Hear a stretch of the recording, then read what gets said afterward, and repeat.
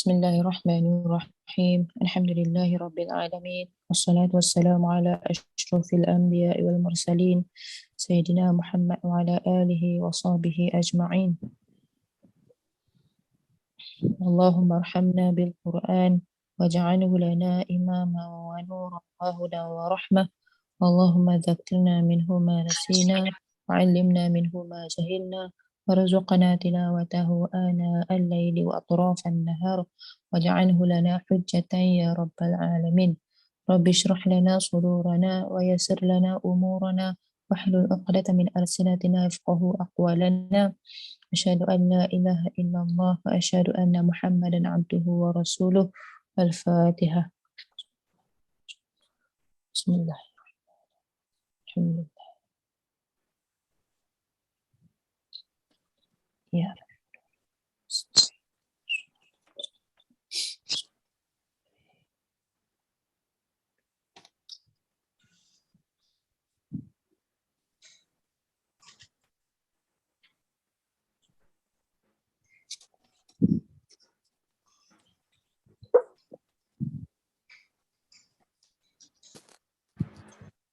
Baik.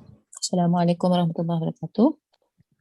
InsyaAllah kita sambung kelas kita Tajwidul Quran, Qira'an Asim. Okay. Hari ini kita akan sambung daripada minggu lepas. Minggu lepas kita berhenti pada muka surat 82. Okay, muka surat 82. Minggu lepas asas-asas ilmu tajwid. Hari ini kita nak masuk rukun-rukun bacaan ilmu bacaan Al-Quran, iaitu pada muka surat 83. Okey. Sebelum tu ingat ke tak ingat yang kita dah baca sebelum ni? Apa maksud ilmu tajwid? Apa maksud ilmu tajwid? Apa maksud tajwid? Ingat tak? Kita dah bincang sama-sama. Apa maksud tajwid? Memperelokkan, memperbaikkan. Okey, itu dari segi bahasa dia lah. Memperelokkan. Dari segi istilah dia? Mengeluarkan huruf hijaiyah, makhrajnya yang dari makhraj yang betul. Okey. Okey, yang diberikan hak dan mustahak. Apa hak? Apa mustahak? Apa hak? Apa mustahak? Apa yang dimaksudkan kata keluarkan huruf hijaiyah dari makhraj dan diberikan hak dan mustahak? Apa maksud hak? Apa maksud mustahak? Ingat tak? Hak ini adalah sifat-sifat asliyah. Sifat-sifat yang memang asal ada. Macam kita belajar sifat huruf tu lah. Ada khawah, tafashi, takrir dan sebagainya. Tapi kalau mustahak, sifat-sifat yang mendatang. Izhar. Ada keadaan dia jadi izhar. Idgham. Okey. Bacaan dia 2 harakat. Bacaan dia 4, 5 harakat, 6 harakat. Tebal, nipis. Satu huruf. Itu adalah mustahak. Boleh ya? Selalu kalau apa-apa dia akan tanya apa maksud tajwid. Kita kata kita belajar tajwid, mesti kita kena tahu apa maksud dia. Kenapa kita belajar tajwid? Apa pengertian tajwid dan sebagainya. Apa tujuan dia? Apa matlamat dia? Semua ada, kita dah sebut. Kita boleh tengok rumusan daripada muka surat 82 tu. Muka surat 82 tu. Ada pengertian, ada hukum, ada dalil, nama, tumpuan, kelebihan, penyusunan masalah yang dibincangkan, matlamat dan faedah. Di situ ada dalil yang mengatakan wajib. Kalau ada orang kata tak apa baca Quran, tak payah tajwid, tak wajib. Tapi kita nak kata dia wajib. Apa dalilnya? Apa dalilnya? Yang kita nak kata kat orang warattilil Qur'ana tartila. Bacalah Quran itu secara tartil, secara bertajwid. Okay. Inna Allah Ta'ala, ini hadis, yuhibbu an yuqra'ul Quran ghaddan kama unzila. Bertepatan dengan cara sebagaimana dia diturunkan. Allah suka kita baca begitu. Baik. Kita sambung hari ni muka surat 83. Cik Syam lah baca. Cik Syam boleh baca? Itu Cik Syam tak datang. Denda. Rukun-rukun bacaan Al-Quran. Apa rukun yang perlu kita ikut? rukun-rukun bacaan Al-Quran, setiap ibadat mempunyai rukun yang tersendiri. Begitu juga dengan bacaan Al-Quran. Rukun bacaan Al-Quran ada 3. Huraiannya seperti berikut. 1, sah sanad, iaitu membaca Al-Quran sehingga khatam daripada guru syekh yang mutqin. Patutnya sebut itu mutqin. Mutqin, betul, dengan huruf qaf. Ta ke atau to itu? Mutqin kata Ta. Dia kata itqan. Mutqin. Mutqin. Lagi? Dia pernah berbuhat Jawi sama situ kan. Kadang tak betul ejak rumi kan. Mutqin. Ya. Lagi bijaksana yang bersambung sanadnya kepada Rasulullah sallallahu alaihi wasallam. Sallallahu tu pensalah hijau tu. Dia betul. Berarti syallah tu jadi shin tu. Shallallahu tu semua tak betul ejaan tu. Ini adalah rukun saya rasa yang dia nak adjust sort tu. Sort buat S huruf besar tu. Sort so. Sallallahu S-O-L lam L-L-H tu. Kata Zaid bin Sabit. Annal qira'ata sunnatun muttaba'ah. Sesungguhnya bacaan Al-Quran adalah satu sunnah yang mesti diikuti. Riwayat Marwazi. Ada Ustaz nak tahu apa situ atau saya sambung baca? Okey, tak apa. Saya sambung saya sambung je. Okey, kita tengok kata-kata Syekh Imam Muhammad Al-Haddad. Dia kata apa? Barang siapa belajar ilmu daripada seorang syekh guru secara musyafahah. Apa maksud musyafahah? Apa maksud musyafahah? Ada kelasan. Kelas musyafahah Al-Quran. Mulut ke mulut Mulut ke mulut. Kita baca, syekh nampak mulut. Syekh baca, kita nampak mulut. Itu maksud mulut ke mulut. Okey, musyafahah syafatain. Okey, musyafahah adalah dia melencong dan menyalahi daripada terjatuh dalam perkara yang dilarang. Dan barang siapa mengambil ilmu daripada suhuf buku atau lembaran, maka ilmunya di sisi para ilmuwan seperti tidak ada. Faham tak? Faham tak?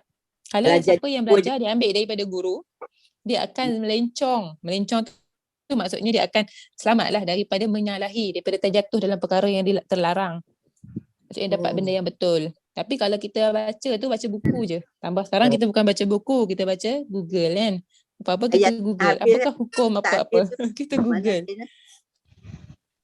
Ya? Ayat yang macam habis tu kan. Dia kalau buat kita macam melencong je kita kata ada. Melencong dia tak boleh. Melencong dan menyalahi daripada terjatuh ke dalam perkara yang dilarang. Itu maksud dia. Maksudnya dia akan terselamatlah daripada terjatuh kepada benda yang salah itu. Okey? Okey, tapi siapa yang ambil daripada suhuf ni buku atau lembaran, maka ilmunya di sisi ulama seperti tidak ada. Contoh tadilah kita tengok ejaan buku tu Rasulullah tu. Kalau dia tak mengaji, dia baca suka tu. Kan dah jadi nama lain lah. Tapi saya rasa ejaan sad memang dia guna SH. Di sini memang dia Malaysia.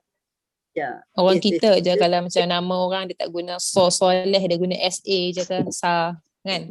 Tapi kalau ikut Indonesia dia agak dia macam ni lah. Okay. Jadi kita mestilah bertalaki dalam mengambil bacaan Quran kerana inilah amalan yang dilakukan oleh Rasulullah sallallahu alaihi wasallam. Rasulullah sallallahu alaihi wasallam sendiri pun bertalaki Al-Quran. Wa innaka latulaqqal Qur'ana min ladun hakimin alim. Okay. Sesungguhnya kamu wahai Muhammad bertalaki Al-Quran dari Tuhan yang maha bijaksana lagi maha mengetahui. Itu yang pertama, rukun yang pertama adalah sah sanad. Siapa ada sanad dekat sini? Ada kan yang ambil sanad kelas ni bukan ada yang ambil sanad Saya dulu ambil dengan Syekh dekat Mesir. Syekh dengan Ustazah Zahariah tapi COVID tu tinggal masa nak COVID tu dah buat online tu tinggal lagi dua muka 3 muka tu macam sambung dia habis tapi wali tak bagi residu pun tak bagi lagi. Tak bagi lagi. Dah tahulah. Saya sempat habis kat Mesir tapi dekat Mesir rumah dia meletup. Tong gas meletup. Syekh saya tu meninggal lah. Tu tak habis dah. Saya tak ambil sanad tu. Habis. Tapi saya tak ambil sebab bila habis je saya terus ke Mansurah. Belajar tu dekat Kahirah. Ambil sanad tu. Balik Mansurah dah belajar. Nampak pula nak pergi Kahirah. Dia tak sijil. Dia tak ada lah dari Syekh tu punya sijil. Tak ada. Habis secara ni saja. Ada kawan-kawan yang sempat ambil lah. Yang mana yang daripada Kahirah. Yang duduk di Kahirah dia ambil lah. Okay. Tak Macam apa. dengan Ustaz Mesir, Ustaz Abdul Aziz. Macam buat dengan Ustaz Mesir sekarang. Nak buat lagi satu lah sebab yang ni tak Melayu kan, ni buat Asia. Okay. Itu yang pertama sah sanad. Yang kedua, dia kata apa? Bertepatan Ustaz nak dengan tanya. resam. Ya saya. Ustazah Ya nak saya. tanya, yang kalau sah sanad tu maksud dia kita membaca Al-Quran dengan guru tu yang kita kena pastikan yang dia pun ada sanad jugalah, sah sanad juga. Wajib kita tahu. Lepas tu lepas tu kalau kita dah baca tu, dah khatam semua tu, guru tu ijazahkan kita ke atau kita dah okey dah sah dah sanad aku ni, macam tu ke? Pendapat saya lah. Saya tak tahulah tentang itu sebab tapi bukan semua guru dia boleh menurunkan sanad walaupun dia ada sanad. Tapi sekurang-kurangnya kita tahu dia tu mendapat bacaan yang betul daripada syekh seterusnya. Maka kita boleh belajar dengan dia. Itu dikira sah sanad. Tak semestinya dalam bentuk sijil. Macam tu. Okay. Macam guru-guru lama dulu kita mana ada sijil. Lagi tak ada sijil. Dulu Malaysia tak ada langsung sanad-sanad ni. Langsung tak ada. Zaman sekarang ni je baru dia meluas tentang sanad sebab dah masuk ramai syekh-syekh daripada luar ke dalam negara kita dan ramai pelajar-pelajar kita pun dah ke luar negara dan belajar dapat sanad dan sebagainya lah. Saya dekat Mesir pun saya belajar dengan ramai guru tapi bukan semuanya memberi sanad. Yang nak pergi sanad tu kita kena bayar. Mahal. Kalau kat Malaysia pun mungkin ada mahal kan. Bukan ada semua orang boleh nak bayar. Guru tak ada sanad. Ada guru saya orang tu saya tak boleh bagi sanad sebab saya guru pada saya tak ada sanad walaupun dia duduk negeri. Guru pada walaupun dia guru tu belajar dan cara dah bersanad tu maksudnya berturutan dia punya tu. Okay. Baik. Okay, kasih. Itu dari segi yang pertama lah sah sanad. Dia pun tak kata kena ada sijil sanad, dia kata sah sanad. Okay. Sah sanad. Okay. Yang kedua dia kata apa? Yang kedua, Cikgu Aisyah panggil cikgu, lekat dah panggil cikgu. Apa dia cakap kedua? Okay, baik. Bertepatan dengan yang kedua tadi sama.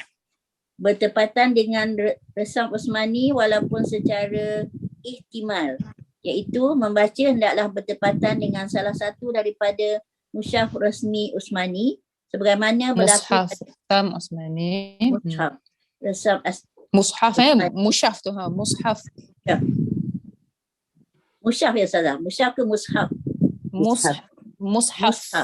Mushaf resam Usmani. Sebagaimana berlaku pada bacaan Imam Ibnu Katsir dalam surah At-Taubah ayat 100. Baca Ustaz saya. Okey. Boleh baca? A'udzubillahi minasyaitonirrajim. Wasabiqunal awwaluna minal muhajirin wal ansar walladzina tabauhum biihsani radhiyallahu anhum wa radu anhu wa a'adda lahum jannatin tajri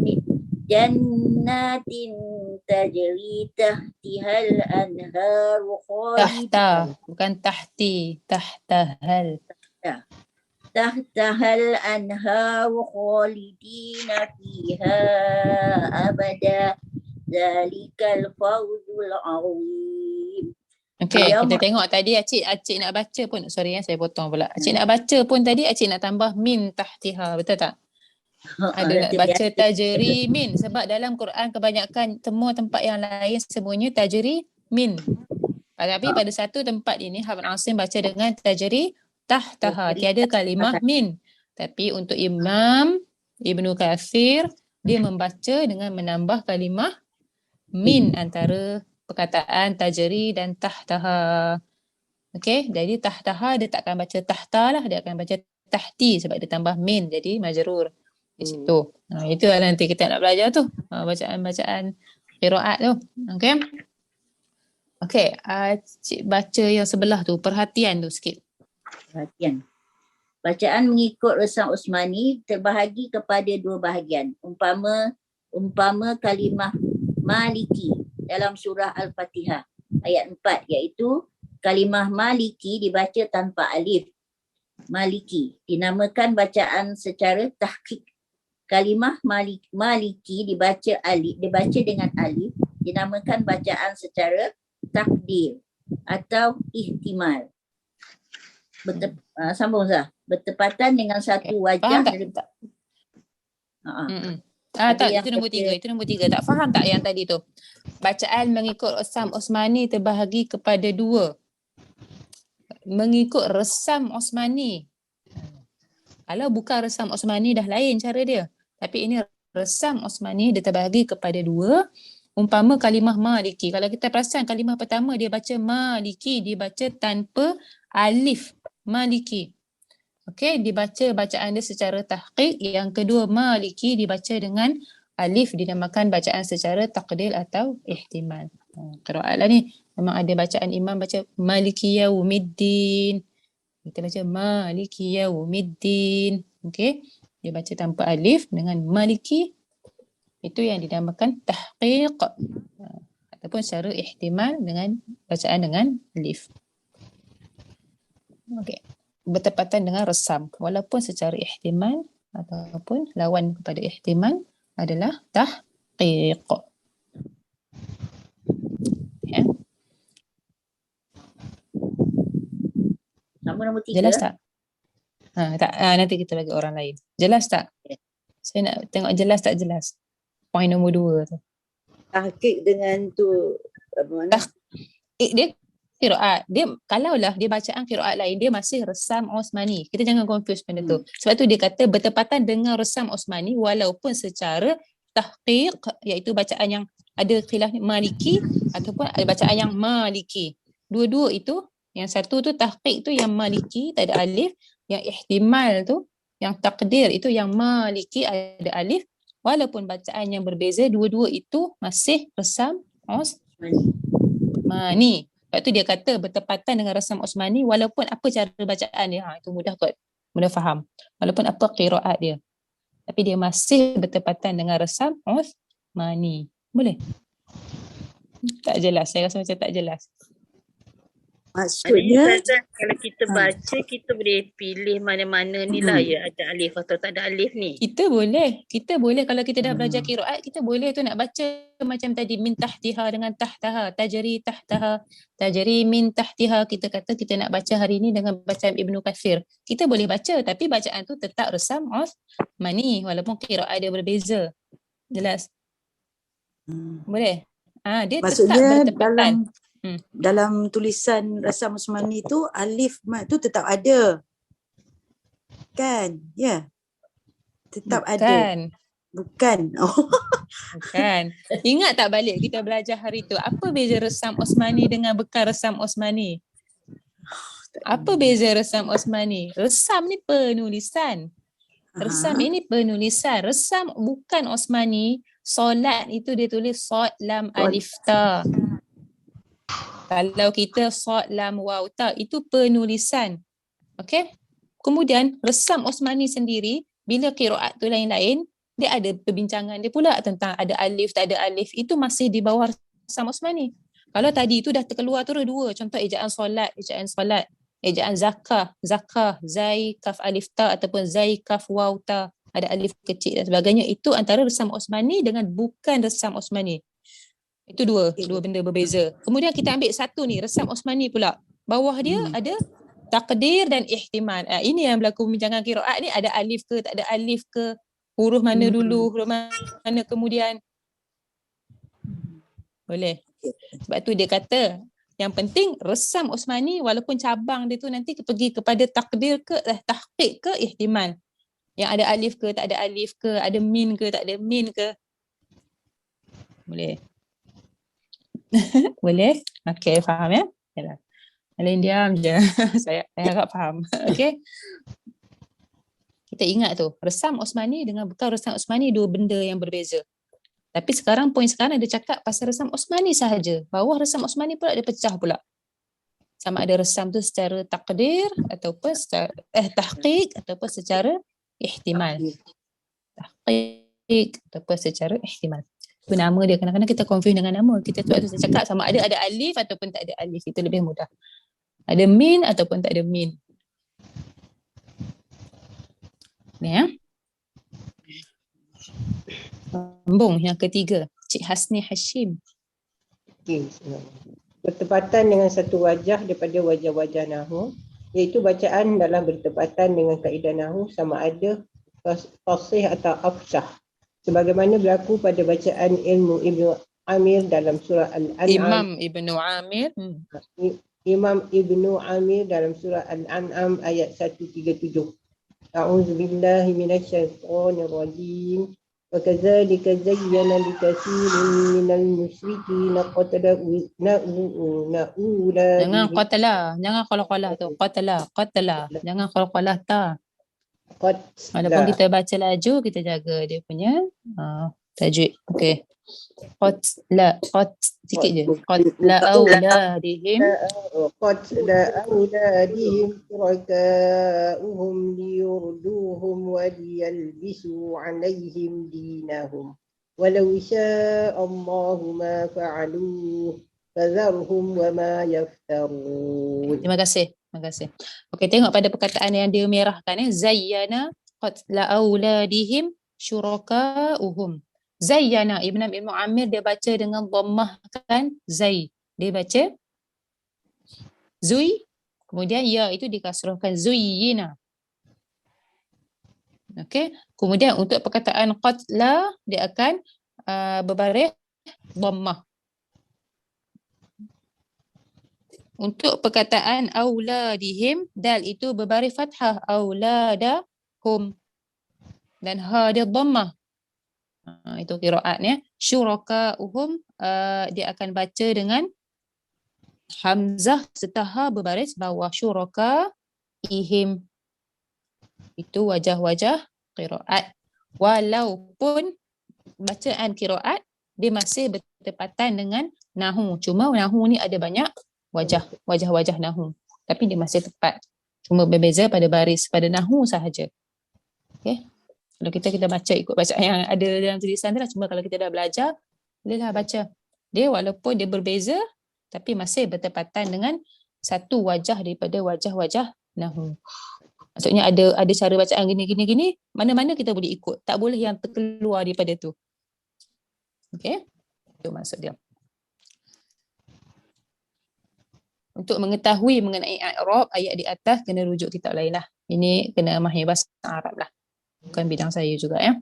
Kemudian perhatian, dia kata tidak wajib belajar bahasa Arab jika seseorang itu membaca Al-Quran daripada guru yang mengetahuinya, sahlah bacaannya mengikut pendapat yang kuat. Ini untuk kalau kita nak belajar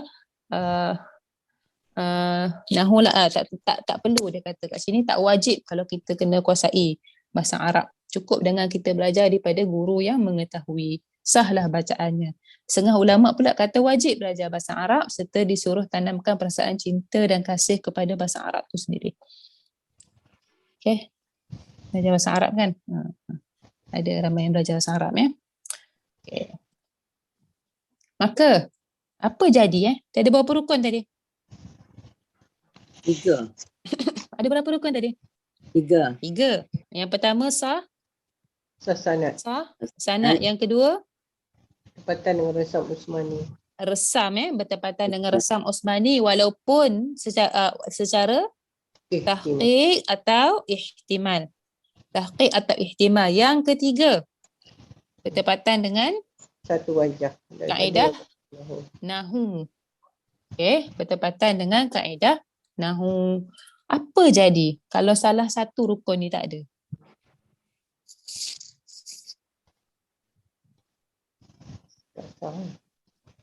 Apa jadi kalau salah satu rukun ni tak ada? Maksudnya yang sanad tu tak apa kan, kalau tak ada apa ni. Kan dia boleh baca juga, dia boleh ikut nahwu tu, ikut resam Usmani. Kita baca Quran tak ada kan sanad, kita kena baca, kita baca ikut bacaan dalam tu kan. Macam mana? Kalau kurang tu ada tulis tu muka soalan 86 bawah. Jika kurang salah satu daripada rukun tersebut, maka bacaan itu dikira sebagai syaz, ganjil ataupun ragu-ragu sikit lah. Tak ada orang cek lah. Tak ada orang cek. Kalau baca seorang, tambah kalau kita baca seorang, tak berguru. Betul semua kan? Orang dengar pun ragu-ragu. Betul ke? Kita sendiri pun rasa ragu-ragu. Kita baca seorang-seorang. Okay, betul. Wallahualam. Baik ya. Saya skip lah muka soalan 87 tu dia ulang balik tentang rukun dan Ustazah nak kata-kata tanya, imam. Ya, saya. apa ni, kalau kita tengok kan dari segi resam ni, dia kadang tanda-tanda bacaan dia tu nampak berbeza kan. Okey, contoh? Macam contohnya lah tadi ada yang apa ni ikut macam contoh nombor 3, ada yang berbaris atas, Oh, okey. yang lain ada yang baris domah dan kasrah dan sebagainya lah ya. Tapi sebab dia dari segi makna memang dia tak lari ke Ustazah. Itu dia Macam kata mana? bertepatan dengan nahu. Kalau dari segi makna, okay, kalau kita tengok hari tu jenis-jenis kiroat. Kiroat ni bincang pasal apa? Antaranya selain nahu.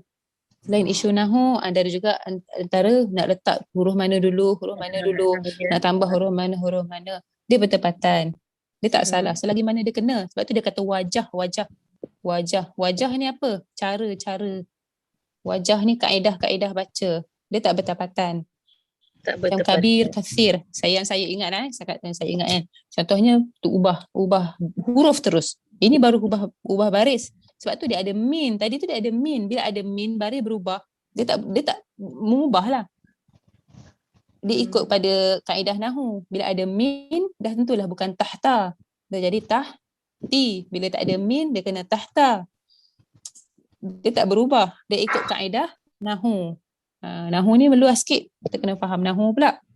Okay, dia ada sebab kenapa dia berubah tu. Okay. Macam contoh ayat tu kita ubah baris kan.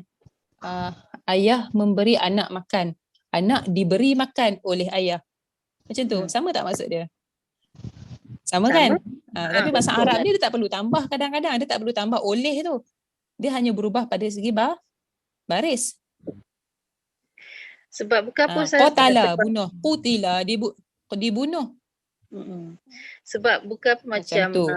kita apa ni selalu ditekankan supaya tidak melakukan kesalahan dalam bacaan kan. Jadi bila saya tengok kenapa dia tukar pula. Kita kena faham ini qiraat. Ini bukan saja-saja kita tukar. Kita kena faham itu adalah wajah qiraat. Bacaan yang sanad-sanad yang wajah khilaf bacaan apa kan? Wajah-wajah qiraat ni semua akhirnya dia mutawatir, dia turun itu daripada dia ambil itu secara sahih. Dia bukannya direka ke dan sebagainya. Kita kena faham benda tu. Kalau yang kita baca ni tiba-tiba kita baca salah baris, salah lah. Melainkan kita memang tahu ada bacaan imam apa-apa sekian-sekian kita pun nak baca. Contoh alaihim. Ada imam qiraat baca alaihum. Kita pun baca. Itu bukan sengaja kita tukar baris tapi kita baca dengan wajah bacaan yang lain. Cara bacaan yang lain. Okay. Kena faham. Boleh campur-campur. Ustazah, boleh campur-campur qiraat ke dalam Dia tak satu paksa bacaan? campur. Kalau saya belajar dulu tak campur. Kalau macam kita solat kita nak baca imam tu lah. Kita pilih satu kata- je kan? Kita pilih Satu je. Contoh yang saya tahu macam contoh kan, imam tu dia ada dua murid. Murid dia ada khilaf pula. Waktu tu imam akan ulang ayat yang sama, dia baca wajah yang kedua, murid yang kedua tu. Macam tu. Tapi masih bawah imam yang sama lah. Dia tak bercampur aduk imam ni tiba-tiba nak baca imam dan sebagainya. Kalau Ataupun imam tu orang sendiri yang bacaan dia ada dua wajah, dia akan ulang. Orang yang nak jadi imam, dia kena announce dulu kan Ustazah, kalau bila dia nak baca qiraat apa. Kalau dia memang dekat negara yang baca bacaan tu, contoh kat Mesir baca Warsh, imam dia baca je gitu. Sebab bacaan tu di situ bacaannya macam tu. Okay, tapi kalau yang macam belajar contohnya nak baca takut timbulkan fitnah kepada Al-Quran tu sendiri, kena bagi tahu. Bila dia baca, dia akan imamkan dengan bacaan imam apa-apa sekian-sekian, itu yang lebih baik lah. Okay, saya pernah cerita kan dekat tempat saya belajar dulu pernah jadi fitnah lah, kata budak-budak ni baca tak betul, datang belajar baca Quran dah jadi salah kan, sebab dia orang dengar jelas sangat alaihimu ghairil maghdubi alaihimu macam gitu kan. Ada bacaan macam tu, orang dengar. Kalau orang awam memang dia faham surah Fatihah, dia hafal, dia tak pernah pula hafal cara-cara lain kan. Jadi dia kata budak-budak ni baca salah. Okay? Kena maklumkan lah. Kalau orang datang lewat tu dia tak dengar lah imam tu cakap apa kan. Dia masbuk kan. Okay. Allahu a'lam. Okay, jadi itu adalah rukun-rukun. Seeloknya kalau kita nak mengambil bacaan Al-Quran, kita check. Tapi kita ni sebab dah ada satu badan yang menyemak penulisan Al-Quran kita ni kat Malaysia. Jadi kita dah rasa kita pun tak pernah kan nak check kan. Kita beli je kan Quran kan. Kita pilih ikut suka kita pula, cantik tak kulit dia. Kita tak pernah dah nak check. Sebab kita dah ada JAKIM kan. JAKIM ke? KDNK kan. Check. Quran kita ada chop. Kurang-kurangnya paling kurang pun kita tengok ada chop. Betul lah. Pada Quran kita kan. So kita tahu Quran ni adalah bertepatan dengan fatwa untuk mengambil Al-Quran dengan mushaf dengan resam Osmani yang betul dan sebagainya lah. Okay, jadi kita pun dah tak berapa nak check benda-benda tu kan. Jadi tak perlu risau. Okay. InsyaAllah. Wallahualam. Kita sambung. Okay. Martabat dan cara mengambil bacaan Al-Quran. Yang tadi jelas ya. Martabat dan cara mengambil bacaan Al-Quran. Okay, sebahagian ulama antaranya Syekh Muhammad Makki Nasr Al-Juraisi, Syekh Abdullah bin Muhammad Qasim Al-Sanaquri, Syekh Muhammad bin Ahmad Ma'bad, Syekh Mahmud Ali Basah mengatakan bahawa tingkatan bacaan Al-Quran. Martabat dekat sini dia nak maksudkan dengan tingkatan bacaan Al-Quran. Nak baca speeding dia tu. Macam mana tu? Okay, iaitu yang pertama dia kata ada 4 ada 4 iaitu secara tartil, tahqiq, hadar dan tadwir. Kalau saya dulu belajar ada 3. Okay, nanti kita tengok rupanya dia ada khilaf lah. Nak 3 ataupun 4. Rogayah Azizi. Bacakan nombor 1, apakah martabat yang pertama? Martabat yang pertama, tartil, iaitu bacaan yang perlahan-lahan, tenang ketika melafazkan huruf dari makhrajnya dan memberikan hak dan mustahaknya serta tadabbur akan maknanya. Inilah martabat yang paling baik berdasarkan firman Allah Ta'ala dalam surah Al-Furqan ayat 32. وَرَتَّلْنَاهُ تَرْتِيلًا. Okay. Dan kami telah membacanya Al-Quran secara tartil. Angkat sambung 4 tu. Okay. Yang Yang kedua, kedua tahqiq, iaitu seperti bacaan tartil, cuma ianya lebih lambat dan perlahan. Kebiasaannya dilakukan oleh orang yang baru belajar membaca Al-Quran. Yang ketiga, hadar, iaitu bacaan yang cepat serta menjaga setiap hukum tajwid. Kebiasaannya diamalkan oleh orang yang telah menghafaz Al-Quran. Yang keempat, tadwir, iaitu martabat pertengahan antara bacaan tartil dan hadar. Okey, apakah satu persamaan yang ada pada keempat-empat tahap ataupun martabat bacaan Al-Quran? Dia tak ada tulis kat sini.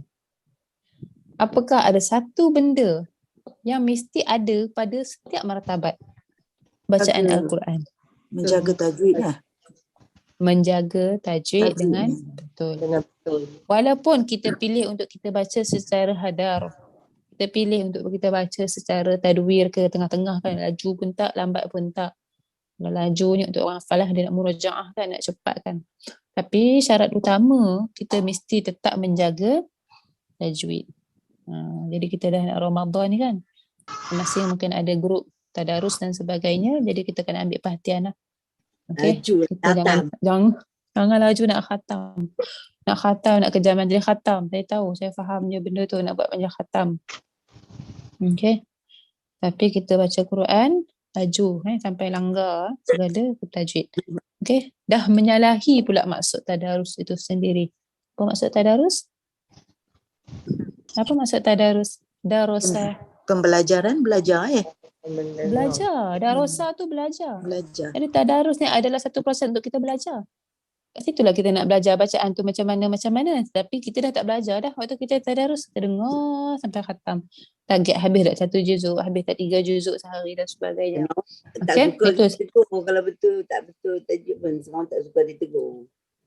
Kan? Tak boleh tak boleh. Satu benda yang susah sangat kita nak ubah.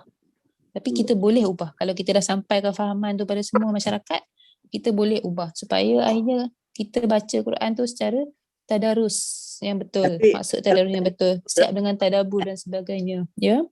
Tadarus Rasulullah lain kan. Dia baca, Jibril baca hak dia, Rasulullah baca hak dia. Dia semak menyemak. Menyemak.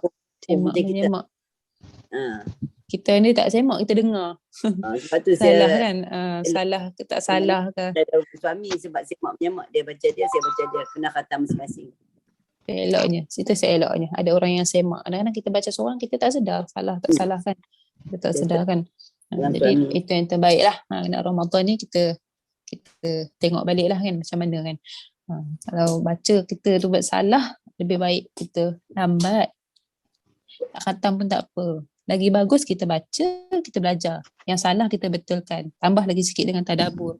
Paling kurang pun baca maksud ataupun terjemahan. Okay. Sebahagian ulama' dia kata bahawa tingkatan Quran ni 3 saja. Ini saya kata tadi, iaitu tartil, hadar, tadwir. Lambat, cepat, tengah-tengah. Dia tak ada yang tahqiq tu. Bagi dia tahqiq tu sama je dengan tartil.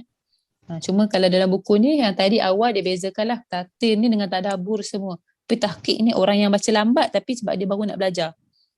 Gitu-gitu. Itu tahqiq. Okay. Setengah ulama' surat 89 setengah ulama' pula dia kata bahawa tingkatan baca Al-Quran ada 3, iaitu tahqiq, hadar dan tadwir. Dia tak ada yang tartil tu. Bagi ulama' setengah ulama' tartil dan tahqiq tu sama je dia punya maksud. Okey. Kita tengok yang bawah, perhatian. Setengah ulama' membahagikan tingkatan Al-Quran kepada 3 martabat mengikut qiraat imam qurra' yang masyhur.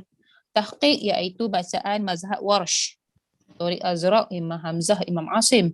Hadar bacaan bagi mazhab Warsh, Thoriq Asbahani, Ibnu Kathir, Qalun, Abu Amru, Abu Ja'far, Imam Yaqub. Ini pendapat lain lah.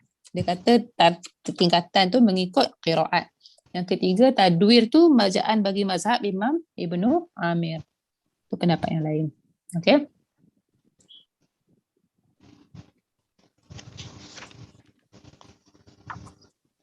Yang hadar tu kalau setengah tu tak cekap baca tu, mulalah ceramuk ambil bacaan baring tak betul kerana perkataan tolak campur. Kalau boleh elak. Untuk kita yang belajar Al-Quran, elakkan hadar. Hadar ni kena cekap. Apa dah Kalau lambat itu yang jadi tebal, huruf tebal, bunyi nipih, huruf nipih terikut, huruf tebal dan sebagainya. Dia susah nak buat. Kalau orang Arab, dia sebutan dia macam tu. Macam tu lah dia sebut laju ke tak laju. Macam kita cakap Melayu. Kita cakap laju pun bunyi dia sama. Kita cakap lambat pun bunyi dia sama. Sebab kita dah memang cakap bahasa Melayu. Orang Arab pun sama lah. Sebab sebutan dia macam tu. Tapi kita bukan Arab. Bila kita baca laju, kita tak sempat nak ijaz. Nipih tebal, nipih tebal. Isti'la, istifal kan sebagainya. Elakkan kalau boleh. Elakkan. Okay? Betul. Macam biasa tengahan tu, tadwir apa? Pertengahan pun okey. Kalau baru belajar kita ambil tartil ataupun tahqiq. Itulah tartil ataupun tahqiq. Okey. Kata ulama tajwid 90 batasan huruf-huruf Al-Quran pada lafaz qari dengan hadar, tahqiq dan tadwir lagi murattal, tartil. Okey. Syekh Muhammad Makki dia berkata bahawa setengah kitab Syarah Al-Jazariyah menegaskan bahawa sesungguhnya tartil itu adalah sebahagian daripada tahqiq. Ini adalah sebab kenapa tadi ada ulama kata 3 saja dia ambil tahqiq, tadwir, hadar. Ada juga ulama dia ambil tartil, tadwir, hadar. Sebab dia kata sama sahaja di antara tartil dan tahqiq. Okey. Manakala sebagai ulama lain pula dia bezakan tahqiq dengan tartil. Tahqiq berlaku dalam keadaan belajar atau berlatih. Tartil berlaku dalam keadaan tadabbur. Seperti mana kita baca Ruqayyah baca awal-awal tadi tadabbur, tafakkur dan istinbat. Okey. Selain daripada 4 cara bacaan tersebut iaitu tartil, tahqiq, tadwir dan hadar, terdapat satu lagi martabat bacaan yang dinamakan sebagai zamzamah. Saya pun tak pernah dengar. Zamzamah.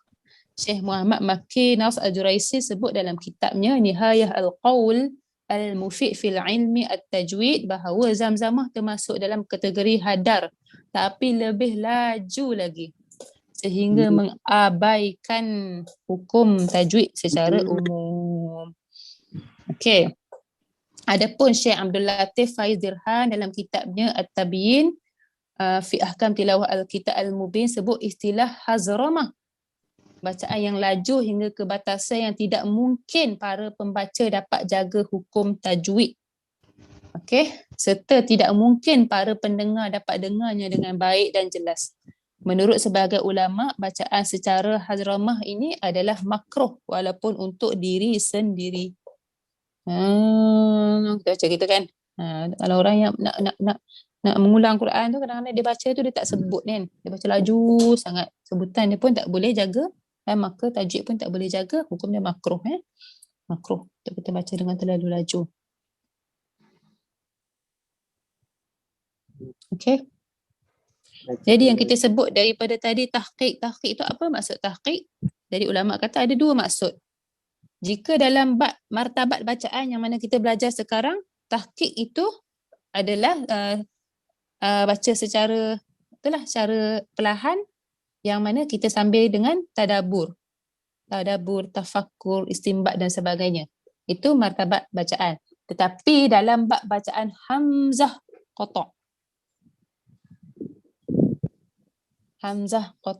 maka tahqiq bermaksud lafazkan makhrajnya tanpa diubah lafaz tersebut.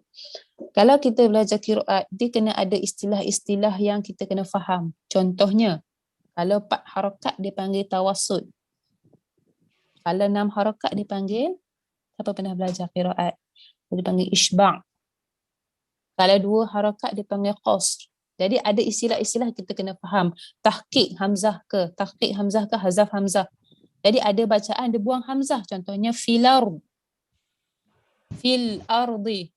Dia baca, dia hazafkan hamzah, dia buang. Jadi dia naqalkan pula bari hamzah kepada lam. Kalau kita satu tempat aja, bi'salismul tu kan. Bi'salismul tu satu tempat. Dia hazaf adalah buang. Naqalkan, dia pindah pula, dah buang hamzah tu, bari hamzah tu pergi mana? Pergi ke lam sebelum. Itu yang fil ardi, jadi fil ard. Tapi ada imam, kalau yang bukan hazaf dia panggil, dia tahqiqkan hamzah. Maksudnya dia baca hamzah itu. Itu yang dikatakan yang nombor 2 ni. Jika dalam bab bacaan hamzah qata', maka tahqiq bermaksud melafazkan ataupun membaca hamzah itu pada makhrajnya tanpa mengubah lafaz hamzah tersebut. Okey. Ada istilah-istilah term qiraat yang kita kena tahulah. Okey. Sebab tu kalau kita tengok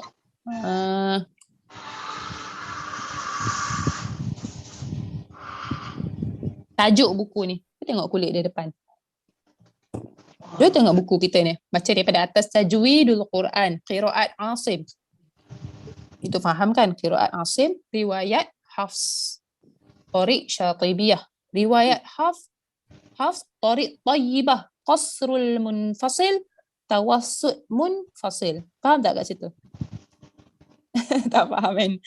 Riwayat Hafs untuk Tariq Tayyibah ini yang boleh baca Qasrul Munfasil ni, Mak Jaih Munfasil baca 2, Mak Jaih Munfasil baca Tawassut baca 4. Qasru tu 2 harakat. Tawassut itu 4 harakat. Munfasil tu Mak Jaih Munfasil. Kan? Sebab tu kalau kita pergi, kita pernah dengar orang baca inna a'tayna, dia baca 2 harakat saja. Tapi untuk Hafs an Asim, Tariq Syatibi, kita baca dengan 4 atau 5 sahaja. Itu saya kata istilah-istilah yang kita kena tahulah selepas ni insya-Allah. Okey. Jadi ulama selisih pendapat yang kita sebut-sebut tadi tu, manakah bacaan martabat yang terbaik? Apakah laju ataupun tartil berserta tadabbur? Okey. Jadi ulama bahagi kepada 2 kumpulan. Dan sebagai ulama antaranya Imam Abu Amru Adani kata bacaan laju serta banyak bacaan lebih utama. Bila baca laju, dapat baca banyak. Bila baca laju, dapat baca banyak. Tapi ingatnya laju yang berserta dengan jaga tajwid. Dia bersandarkan kepada hadis Nabi SAW, barang siapa baca 1 huruf daripada kitab Allah, maka baginya 1 kebaikan. Okey. Dan daripada 1 digandakan 10. Tidaklah aku kata alif lam mim itu 1, tapi alif 1, lam 1 dan mim 1. Okay. Setengah ulama pula, antaranya Imam Ibnu Jazari, dia kata bacaan yang perlahan iaitu tartil serta memikirkan akan maknanya lebih baik walaupun bacaannya sedikit. Kerana tujuan asal penurunan Al-Quran itu adalah untuk difahami dan diteliti isi kandungan serta beramal dengannya. Okay. Membaca Al-Quran atau menghafaznya merupakan satu jalan atau wasilah untuk memahami makna Al-Quran. Al-Quran itu perlulah ditadabur sebelum diamalkan. Itu tujuan penurunan Al-Quran.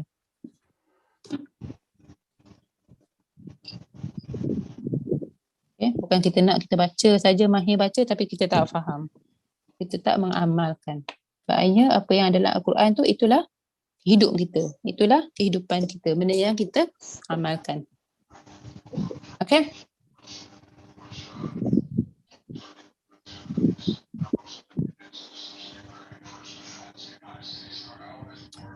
Okay. Muka surat 92 bawah tu. Nur Hayati Sulaiman ada tak? Boleh baca tak? Yang nombor 3 tu. Ulama mengatakan terdapat 2 cara kaedah. Macam mana kita nak ambil bacaan tu daripada seorang guru? Ada tak Nur Hayati Sulaiman? Cuba baca.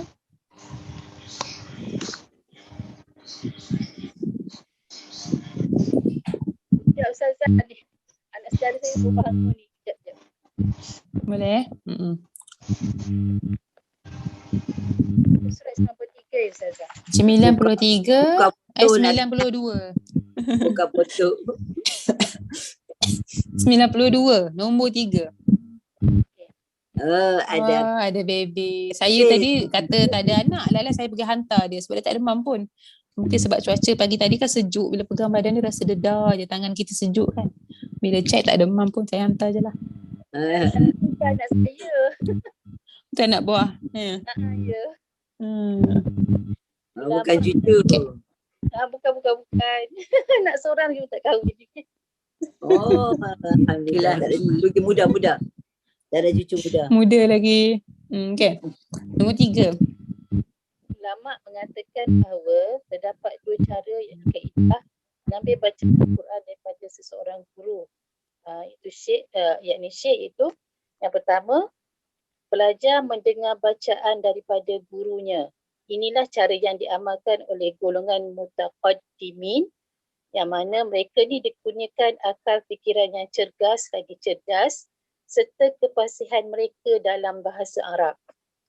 Yang kedua, guru mendengar bacaan daripada pelajar serta membetulkan akan kesalahannya.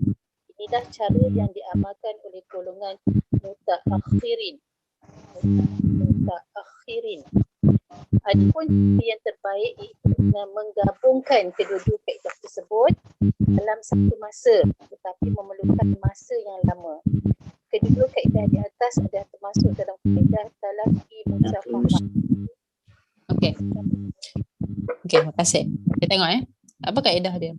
Dia kata kat sini mutaqaddimin dengan mutaakhirin. Apa maksud mutaqaddimin? Apa maksud Allah wujud qidam mutaqaddimin? Apa maksud mutaqaddimin tu dulu? Apa maksud mutaqaddimin? Sebab dia kata ini adalah yang diamalkan oleh golongan mutaqaddimin. Mutaqaddimin ni golongan-golongan terdahulu. Yang bukan terdahulu lah, yang awal. Yang awal-awal yang dululah. Orang-orang awal, orang-orang dulu. Okey, dia baca, dia dengar, dia boleh baca. Guru yang baca, dia dengar saja. Dia boleh dapat. Tapi yang kedua itu, guru dengar bacaan daripada pelajar dan guru betulkan. Itu mutaakhirin, itu kita. Sebab kita belum cukup mahir untuk dengar saja dapat. Dengar kita tahu, kita faham, sebut jadi lain. Okey, itu kita. Sekarang bacaan jadi lain, tambah-tambah bukan bahasa kita. Okay, itu mutaakhirin. Jadi dia kata cara terbaik gabung kedua-duanya. Guru baca, kita dengar, kemudian kita pun baca dan guru betulkan. Itu adalah cara yang terbaik. Tapi kaedah ni dia kata ambil masa yang lama lah. Dan inilah yang dia katakan kaedah talaqi musyafahah. Macam kita buat lah. Tahsin semua tu. Kan, baca, guru tegur. Cuma dia tak ada yang guru baca pula. Letak tak cukup 15 minit seorang. Okay. Jadi kata kat sini muka surat 93. Kita mesti belajar Al-Quran dengan bertalaki kepada seorang guru atau syekh yang ahli dalam bidang Al-Quran sebagainya, bagaimana yang telah digariskan oleh para ulama. Tidak diharuskan bagi seseorang itu belajar mengambil bacaan Al-Quran hanya dengan berguru kepada sesuatu alat seperti buku, radio, TV, handphone dan sebagainya, kerana tidak mungkin peralatan tersebut dapat memperbetulkan bacaannya. Ini maksudnya kita dengar kat radio, kita dengar, kita tengok kat YouTube dan sebagainya, kita pun dah kata kita dah belajar. Tapi dia belum cukup. Sebab apa? Sebab bacaan kita sendiri belum dibetulkan. Jadi macam mana nak bacaan kita dibetulkan? Kenalah ada guru yang mendengar dan membetulkan bacaan kita. Sebab tu dia kata tak harus, tak cukup. Walaupun kita kata kita join kelas. Contohnya, kita join kelas Al-Quran, tajwid, peserta ada 1,000 orang. Yang tu ambil duit lagi tu. Contoh, peserta ada 1,000 orang. Agak-agak guru seorang tu dengar tak bacaan peserta 1,000 orang? Betul. 1,000 macam exaggerate pula, macam banyak sangat pula, lebih-lebih pula saya punya perumpamaan 200 orang pun cukup lah. Betul lah, 1,000 tu yang macam Korni apa grup-grup dia yang buat tu. Bayar Okay. apa nak masuk dia bayar guru yang baca aja, bukan dia orang baca. Guru baca dia masuk dalam yang satu tu, itu mutaqaddimin, kita mutaakhirin. Mutaakhirin ni kita perlukan kepada guru yang membetulkan bacaan kita. Tak cukup dengan kita join situ, kita dengar kita boleh faham, tapi belum tentu kita boleh amal, kita boleh buat. Benda kita dengar, kita boleh dengar, kita boleh faham. Kita nak buat tu yang susah. Jangan bagi contoh yang duk mengaji nanti macam tu, seorang tu dia ikut hari-hari apa Korni tu apa tu, main kat kita keluar nak tekak betulkan dia. Betulkan nak mengaji kita tak payah mengaji, guru tak dengar. Kita ambil sakit tekak. Saya antara soalan, saya suka rujuk Ustaz Jalil arwah. Kenal tak Jalil? Masjid Masjid Hasanah. Saya suka tanya dia. Sampai bila saya tanya, saya pernah tanya pendapat dia tentang guru yang mengajar live. Macam tu lah. Okay.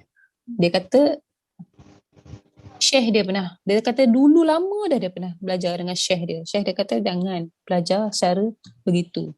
Tapi kalau macam ni ada dua hala ni, dah canggih ni, tak apalah, guru boleh dengar, guru boleh tegur kan. Tapi yang kita dengar live saja tu, kita pun tak tahu siapa, kita pun tak dengar langsung, kita cakap seorang-seorang sejam tu dengan harapan orang dia boleh sampaikan ilmu dia, tetapi untuk orang itu, untuk peserta tersebut, peserta tu belum cukup lagi. Dia ada guru boleh tak, yang praktik tu dia tak boleh, dia kena orang guru dengar, baca tak betul pun. Betul tak apalah, itu antara jadi kenangan pula dengan Ustaz Jalil arwah. Suka tanya dia Saya bersanad dengan dia Ustazah. Masya-Allah. Ya, tapi tak habis sebab dia masa dia meninggal tu saya baru sampai juzuk 20. Masya-Allah. Grup saya lah 5 orang. Lepas tu masjid tak sempat ganti sebab dah PKP start kan. Tergantung je lah kita orang punya grup 5 orang tu. Suka sangat tanya dia.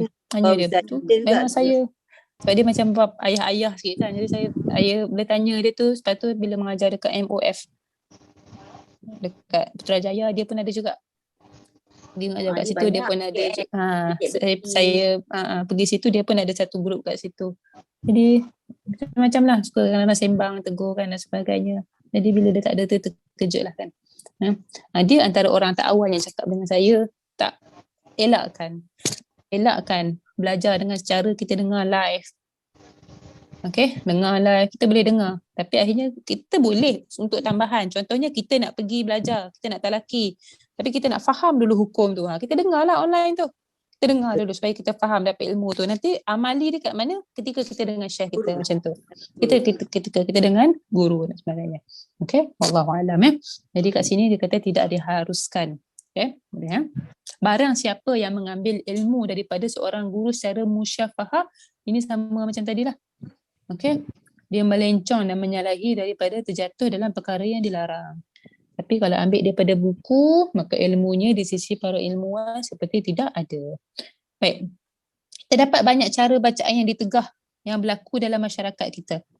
Okay, hakikatnya perkara sebegini berlaku di kalangan masyarakat Arab kerana buku-buku berkaitan ilmu tajwid bahasa Melayu merupakan terjemahan atau olahan daripada kitab tajwid dalam bahasa Arab. Okay. Sini terdapat bacaan yang ditegah yang diambil daripada beberapa kitab yang masyhur dengan ilmu tajwid.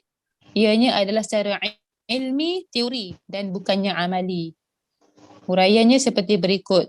Tatrib, iaitu bacaan dengan merengek-rengekkan suara dengan lagu yang memanjangkan bukan pada tempatnya ataupun melebihkan panjang bagi kadar mat. Okey, siapa yang selalu dengar Syekh Aiman Suwaid punya video tapi dia bahasa Arab lah. Dia selalu cakap Quran ni bukan ghani ni music, bukan music. Okey, dia kurang, bila saya dengar tu saya tahulah dia bukan setujulah dengan orang yang baca dengan kaedah nak belajar taranum kan. Kerana orang yang taranum ni suka melebih-lebihkan harakat. Dia kena panjangkan lagu kan, tambah panjangkan mat. Nak buat lagu tu kan ni, tapi yang ni dia kata suara merengek-rengek suara tapi sampai melebih panjang pada kadar mat. Kadang-kadang dia kata orang dan kadang-kadang orang yang tak belajar belajar taranum ni pun kadang-kadang bacaan dia lebih sebab dia nak buat bagi jadi 4 harakat, 5 harakat, 6 harakat. Contohnya bol panjang. Saya suka saya suka dia punya, dia bagi satu perkataan jadi kayu ukur. Kalau kita nak rasa 6 harakat tu panjang mana, dia sebut perkataan ya Musa. Berapa harakat tu? Ya Musa 6. 2.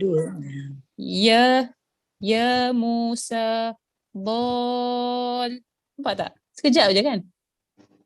Kalau kita nak ikut dia punya rentak sama 6 harakat. Ya Musa bol. Sekejap je. Tapi dia kata ramai orang kita baca bol tambah kali imam kan. Sedap tarik kan. Melebihi kadar yang sepatutnya. Okey. Yang kedua tamtiq. Po dengan po. Ini bagus yang dia tulis. Kalau tak tahu nak sebut tamtiq. Bacaan dengan melebih-lebihkan harakat pada hukum mat. Yang ini suara tak merengek-rengek tapi bacaan tu dia lebihkan harakat pada huruf mat. Yang ketiga tarqis, bacaan yang melenggukkan nada suara hingga melebihi kadar harakat pada mat bertujuan nak sesuaikan dengan rentak. Yang ini baru masuk pasal taranum. Nak sesuai dengan rentak. Keempat tahzin, hazan ni sedih. Bacaan dengan nada yang amat sedih yang boleh membawa kepada perasaan riak. Ngaji sedih-sedih kan, nangis-nangis. Allahualam. Dibuat-buat tu yang tak boleh. Kalau kita nangis sebab dengan ayat tadabbur itu lain lah. Okay. Kemudian tar'id, bacaan dengan menggentarkan suara seperti terlalu kesejukan atau ditimpa penyakit. Saya ada jumpa seorang. Saya tak tahu. Dia tak, mungkin kadang-kadang sebab terbiasa kan. Kalau dia baca dia jadi getar gitu. Tak tahu dibuat-buat atau apa. Terutamanya kalau bab dengung. Kan dia gemuruh. Depan guru dia jadi getar. Bukan. Dia ada part dia. Contohnya part dengung kan. Dia getar ni kan. Saya nak kena tegur tu lah. Nak kena ubah balik tu kan. Saya first time nak jumpa kan. Jadi bila baca buku ni memang teringat-ingat kan. Kata, ada jumpa. Kadang-kadang kita nak buat bunyi tu. Kita kena faham bunyi tu hanya daripada sini je. Bukan daripada kepala ni dan sebagainya kan. Okay. Yang ke-6 tahrif. Iaitu berkumpul dalam satu kumpulan. Lalu baca Al-Quran secara serentak dan juga berhenti secara serentak. Di kalangan mereka ada yang membaca sekadar berapa kalimah sahaja. Kemudian disambung oleh orang lain tanpa memikirkan akan keagungan Al-Quran. Baca berjemaah. Besar tu. Boleh sambung. Boleh sambung. Tapi dia baca tu, dia tu orang. Bila baca serentak ni, dia bahayalah kan, seorang-seorang. Tapi kalau kita tadarus tu, kita baca seorang. Okey, lagilah dengar seorang-seorang. Ini baca, ada yang baca serentak ke? Baca Yasin ramai-ramai kan? Baca Yasin ramai-ramai. Betul, baca Yasin ramai-ramai. Betul lah tu. Baca ramai-ramai. Kadang-kadang nafas kita putus, lepas tu kita sambung je sebab orang lain tengah baca kan. Okey. Itu yang jadi salah tu. Sepatutnya kita dengar ustazah tu baca, kita ni baca perlahan je ustazah. Macam mana? Kita baca untuk kita. Kita jangan ikut. Dia macam mana? Kita jangan nak ikut. Kadang-kadang kita ni baca sebab kita ikut. Lagi-lagi kalau kita dah hafal. Lepas tu kalau terputus pun kita sambung yang orang tu tengah baca. Sama. Kadang tak ikut selalu kalau pergi surau dulu. Betul. Kalau saya pun, kalau baca Yasin, saya tak akan ikut orang tu. Kalau orang tu laju, saya tak akan ikut. Kalau macam saya habis nafas, orang tu sambung kan, saya akan patah balik. Pelan-pelan lah. Sebab kita nak jaga bacaan kita. Jangan kita tak ikut kan, lepas tu dah putus, lepas tu Kita kita tak main ikut. sambung je. Dia baca masih serentak, tapi kalau boleh lah, kita jaga untuk diri kita tu. Kita yang sedar nafas kita putus, kita yang sedar kita salah. Ini kita salah, kita main sambung je sebab kita ikut orang baca. Itu yang dia. Dekat Betul sekolah tak dulu kena diam. yang kat tempat pimpunan pun suatu ustaz akan kondak lah baca ikut. Tengok ustaz tu terabuk itu orang irfaq baca sendiri dah dan diam.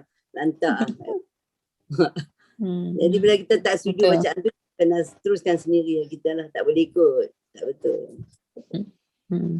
Okay. Tapi kalau bacaan macam tu dia tak apa lagi lah. Cuma kalau dalam solat tu lagi kita kena jagalah. Ya. Bacaan. Boleh musyafah ni musyafah apa dia Mufaraqah. mufaraqah. Biasa pernah Saya pernah juga mufaraqah. Saya pernah juga. Tak yakin kan. di Kuantan di Tanjung Lumpur pergi makan kan itu ada surat situ. Sudah tanya suami dia tadi apa Mufaraqah. Kalau sampai teruk sangat. Lagi Tak yakin. Sebab bacaan ada yang bacaan wajib. Kalau macam imam tu baca Fatihah okey, tiba-tiba dia baca surah-surah, ada part yang dia lupa, dia tertinggal dan sebagainya, saya akan masih terus ikut lagi lah. Fatihah yang terabuk saya lari ya. Fatihah terabuk lah ya. Surah dan takbir tak apa, yang wajib tu rukun Fatihah. Pernah lah. Mufaraqah. Okay. Habis saja tu. Kita nak masuk kesalahan. Ada tu bersama alat muzik tu tadi. Apa ni? Dia bertanya lagi membaca Al-Quran bersama alat muzik. Adakah contoh? Bersama alat muzik tak ada lagi kot. Kalau ada pun nasyid lah kot. Nasyid yang dimasukkan ayat Al-Quran. Ya? TikTok orang hantar tu bacaan doa-doa Al-Quran tu kadang dia bawa muzik latar tu. Saya tambah hak nasyid yang seni kata yang bid'ah tu kan. Ada seni kata yang harus. Dia tertulis dia cukup jawab. Kalau zikir tu sekarang dah banyak masuk muzik kan. TikTok tu buat dia tak betul banyak tu sekarang TikTok. Quran bola. Saya tak ada TikTok, saya tak tahu. Saya ni orang lama. Saya ni tak ni. Kadang-kadang orang ada TikTok, ada Twitter, saya tak ada. Benda-benda tu kan tak erti lah. Tak tahu juga, tapi hak dia untuk hantar. Dia orang nak hantar-hantar tu lah kan. Kan. Telefon ni tak tahu komputer juga, tapi dia pun hantar mai tu dah didih dah dalam perut. Itulah membaca Al-Quran bersama alat muzik. Quran tu jadi tapi paling kita takuti bila bacaan tu nak ikut rentak muzik tu sampai bacaan tu jadi salah lah. Dengung, tak dengung, panjang pendek dan sebagainya lah. Zikir ada nasyid. Kadang-kadang nak buat nasyid tu. Dah tadi suku kata dia tak betul. Ikut dia punya apa tu dah jadi Allah sekerat, jadi sekerat. Ini kita geram lah tak tahu. Selawat contohnya Muhammad. Panjangkan Muhammad. Itu pun dah salah kan, selawat dan sebagainya kan. Jadi susah nak cari yang betul. Zaman-zaman dulu dia tak ada muzik ni. Okay. Baik, itu cerita tentang antara kesalahan-kesalahan ataupun bacaan yang ditegah lah, dilarang untuk kita buat. Okay, kita boleh semak balik lah. Kita ada buat ke tak? Kalau kita ada buat, kita kena elak kelas selepas ni. Okay. Kesalahan dalam baca Al-Quran. Ni semua dah tahu ni, pernah belajar sebelum ni. Apa? Kesalahan dalam membaca Al-Quran. Baca Al-Quran dengan bertajwid adalah satu kewajipan. Tinggalkan tajwid adalah satu kesalahan. Bahkan berdosa. Kerana Allah Subhanahu Wa Taala menurunkan Al-Quran kepada hamba-Nya Nabi Muhammad sallallahu alaihi wasallam dengan bertajwid. Demikian juga Nabi sallallahu alaihi wasallam baca kepada para sahabat, seterusnya sampai kepada kita. Kata Imam Ibn Jazari, dan beramal dengan tajwid itu satu kewajipan. Barang siapa yang tidak mentajwidkan akan Al-Quran, maka ia berdosa kerana Allah telah menurunkan Al-Quran dengan tajwid. Demikian juga ya Al-Quran berserta tajwid sampai kepada kita. Ini yang masih ramai belum buka mata nak belajar Al-Quran tu wajib, satu fardu ain. Sedangkan ramai yang lebih mendahulukan fardu kifayah, ilmu-ilmu fardu kifayah. Okay? Dahulukan yang ni. Tambah-tambah kalau kita ada anak cucu, dia dahulukan yang ni. Dia lagi kecil, belajar tajwid yang betul lagi mudah. Kalau dia dah bawa cara bacaan yang salah sampai ketua, nak ubah balik tu susah. Okay, kita ajar dia daripada awal cara sebut yang betul. Kadang-kadang kita kata alah tak apa budak sebut. Kita selalu macam tu kan, budak sebut ni kan, contohnya sebut za, tak letak lidah pada makhraj yang betul, kita pun biar. Nanti kita nak ajar balik dah susah. Ajar dia pada awal sebab dia dapat macam tu, dia akan bawa macam tu. Okay, jadi ulama terdahulu sangat menitik beratkan masalah lahnu, kesalahan yang berlaku ketika baca Al-Quran supaya pembaca dapat menghindarinya. Pernah dengar ada berapa kesalahan? Lahnu apa? Jali dan kafi. Dan Khafi dan kafi. Lahnu jali, lahnu khafi. Dalam ni tulis ejaan dia macam mana? Itu ada Arab tu khafi kha bagi kepada dua bahagian iaitu jali dan khafi. Ada syaddah. Lahnu jali, kesalahan yang terang, nyata. Nampak? Dengar-dengar pun tahu dah. Salah dia baca ni. Dia tertukar huruf. Ini kadang-kadang, ini antara masalah yang utama ya. Kadang-kadang orang kita, dia bukan nak terangkan kesalahan tu, bukan nak buat kesalahan. Tetapi apa yang menyebabkan bacaan dia jadi lahnu jali? Tak betulnya makhraj huruf. Dia tak nak pun sebut bagi salah. Dia tak nak pun bagi salah. Tapi sebab sebutan tu tak betul, maka dia jadi salah lah. Contoh ha pedas tertukar dengan ha. Kan? Kat sini contoh dia ha dan kha.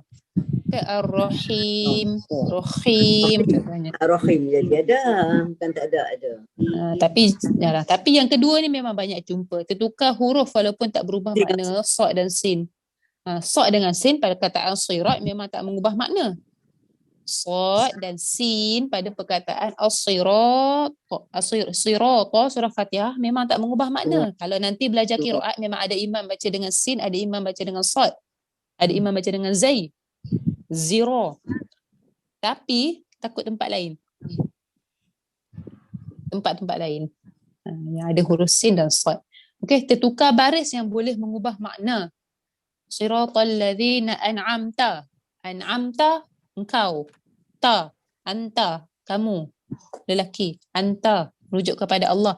Allah memberi nikmat, kamu memberi nikmat, kamu. Kamu telah memberi nikmat. Tapi kalau kita tukar jadi an'amtu, aku, saya, aku yang memberi nikmat. So dia punya maksud tu sangat lagi hebat dan maksud dia jadi hebat. Betul. Maksud dia berubah ta dengan tu sahaja. Betul, kena jaga betul. Baris. Ini tadi Nayati Sulaiman tanya kan. Ini betul-betul sengaja. Yang tadi tu macam yang qiraat, yang mana ada wajah qiraat itu tak ada masalah. Okey, tapi kalau salah yang memang macam nilah. An'amta bacaan amtu. Okey, tu dah jadi lahnu jali. Kesalahan yang besar. Okey, meninggalkan syiddah. Sabdu kerana boleh mengubah makna seperti meninggalkan syiddah pada kalimah iyyaka. Nabar. Betul tak nabar? Ya dan waw bertasydid. Kena tekan. Dia sebenarnya kalau ikut siapa yang pernah dengar lah. Saya ni suka dengar Syekh Iman Suwaid ni. Nabar ni bukan pada ya dan waw sahaja. Contoh kita baca perkataan yang berakhir dengan syaddah. Sama. Dia semua yang ada tanda tasydid ni. Tasydid. Fatallun. Kita nak berhenti. Lun tu jadi mati kan sebab dia dua baris di depan. Tapi macam mana kita nak berhenti? Kita kena nabar. Apa maksud nabar? Kita kena faham. Apa maksud nabar? Tekanan. Henjutan. Ataupun henjutan, tekanan. Ataupun irfa' saut. Kita meninggikan suara. Tekan. Jangan fatol, dia fatol. Kita tekan. Ghayra mudar. Tekan dekat ra tu. Jangan kita baca macam mana dia sukun biasa. Kita kena tinggikan sikit suara kita ketika tekan pada huruf-huruf yang ada tasydid. Lagi-lagi waw dengan ya ni kita kena jaga sebab ini huruf mat. Tengok ya ni. Sebelum dia baris bawah. Iyaka, jadi dua harakat. Jadi mat asli. Betul tak betul? Bila jadi mat asli? Nama dia ajak dia tukar makna I. kan? Dia mengatakan. Tu. Dia tulis tu. Boleh mengubah makna. Ha. Iya. Iyaka. Iyaka. Jadi lain Kita kena jaga. Kena pada huruf-huruf yang ada tasydid. Kemudian dia kata menambah huruf yang boleh merosakkan makna. Tambah waw pada kalimah. Liulil albab. Kita baca dengan tiada waw. Hazaf waw. Okay. Meninggalkan huruf yang kerana boleh merosakkan makna seperti tinggalkan ya pada huyitum. Jangan tinggalkan ya huyitum. Okay. Menukar lafaz huruf kerana merosakkan makna. Okey, yang ni menarik Menukarkan lafaz jim jadi G. Ini Mesir Mesir dia huruf jim, dia jadi huruf ga. Contoh Jamil, cantik, dia kata ga. Gamil. Dia cakap gamil. Bahasa dia hari-hari, mana yang huruf jim semua dah tukar. Semua dah jadi ga. Sampaikan membawa kepada bacaan Al-Quran. Waga rabbuka. Contohnya kalau dia nak ceramah, dia baca dengan ga. Salah lah tu. Nukar huruf. Ataupun yang ketiga, yang seterusnya tu, yang I tu, bukan yang H tu, dia kata tukar lafaz huruf merosakkan makna seperti huruf qaf jadi G. Qaf pun jadi G. Qamisahu, gomisahu. Ataupun orang Arab Mesir juga huruf qaf dia tukar jadi huruf hamzah. Qaf. Contohnya thaqil, berat. Thaqilun, berat. Sa dia akan tukar jadi ta.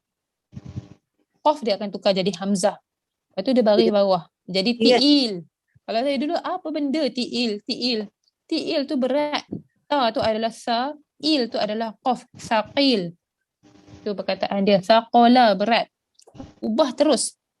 Ini adalah salah satu perancangan juga penjajah yang masuk ke Mesir. Macam mana dia nak rosakkan orang Mesir? Saya dulu dengar kisah ni sedih sangat. Macam mana dia nak rosakkan orang Mesir? Macam mana? Sebab orang Mesir ni lawan fizikal, dia orang menang. Orang Arab ni. Kuat ni. Macam mana nak lawan? Bagi dia orang ni susah. Bagi dia orang ni rosak. Nak lawan fizikal, kalah lalu. Jadi dia masuk serang pemikiran. Dia masukkan pakaian yang seksi. Tengok orang Arab pakai seksi kan? Seksi sangat. Saya macam kita yang perempuan ni pun malu tengok. So, kita pakai tight, baju ketat kat dalam tu. Kita pakai kan sebab baju kita jarang ke apa kan sebagainya. Dia pakai kat luar. Tak tu. Dengan panjang tu. Kan dengan make upnya, muziknya masya-Allah. Lagilah tak tahan ni kalau naik dia punya tut-tut tu kan. Apa nama yang 3 roda tu. Kalau kat India pun ada kan 3 roda tu macam teksi tapi 3 roda tu dia punya muzik ni sampai kita nak cakap, kita nak berhenti nak turun pun dia tak boleh, driver tu tak boleh dengar muzik berjogetnya dan sebagainya kan. Jadi itu antara juga dimusnahkan bahasa Arab. Orang Arab Mesir ramai tak boleh baca Arab. Jangan terkejut, dia tak boleh baca Arab. Ma ismuka, hilang ismik nama kamu siapa, dia tukar, hilang dah ma ismuka. Lepas tu bila kita pergi belajar, orang-orang pergi belajar kat Mesir susah sikit nak faham. Sebab Syekh dia pun sendiri cakap bahasa kampung. Dia tak cakap bahasa buku. Sedangkan kita kat Malaysia ni kan baca buku kan. Kaifahaluka, apa khabar kamu? Kamu apa khabar? Dia izaik. Berubah terus. Okay. Lepas tu kalau kita tengok juga antara wasiat Hasan Al-Banna, antaranya ialah kita menguasai bahasa Arab Fusha kan. Suruh kita belajar bahasa Arab Fusha. Dia bukan semua boleh belajar. Dia tak semua boleh belajar Arab. Dia robot lah. Tak boleh baca. Buku baca. tu, buku. Dia orang nak baca buku sendiri, buku pelajaran tu pun jadi susah, tak boleh nak faham. Sebab dah, walaupun kita kata dia cakap Arab, yang Arab kampung. Bahasa Fusha, Arab buku tu dah hilang. Sampai guru yang mengajar pun cakap, tapi alhamdulillah saya pergi belajar qiraat tu, Syekh tu masih cakap Arab Fusha. Kita boleh faham. Min aina anta kamu daripada mana, anta minin. Itu kalau bahasa dia kan macam ya Allah Tuhanku, kita pergi tu jadi macam kita tak kerti apa nak belajar tu, jadi susah balik Jadi kita kena cari guru yang boleh cakap Arab Fusha. Jadi bila dia orang baca Quran, dia orang ubah sebab tak pernah sebut jim, Tak pandai. Jamil jadi gamil, jamalun unta, gamal dan sebagainya. Jadi dia tukar ya. Okey, kemudian dia kata tukar lafaz huruf dad jadi dha. Ni pun ada juga ya. Okey, jadi dinamakanlah nujali kerana kesalahan seperti ini dapat diketahui oleh kebanyakan orang sama ada qari ataupun tidak. Hukumnya haram lagi berdosa. Jadi untuk kita yang dekat Malaysia ni, saya tahu je, kita nak sebut je sebagaimana huruf tu. Tapi sebab makhraj tak kena, makhraj huruf tak kena, sebutan huruf tebal jadi nipis. Bila sebutan tebal jadi nipis, dia bukan sekadar, dia tak jadi tebal. Dia jadi terus tertukar huruf. Sebab kebanyakan huruf tebal nipis ni yang hampir sama ni makhrajnya sama. Sod, sin kan. O dengan ta. Kan. Zal dengan vo. Tu tebal nipis tu. Silap dekat situ Zai je. suka jadi. Zai suka jadi dha. Zai. Ada. Vo pun sama. Ya juga. Dia pun tak letak di bawah. Kalau letak zai tu, dia letak zai baru jadi zai tu. Kalau dia letak di atas, dia akan jadi dha. Banyak dapat dengar macam tu.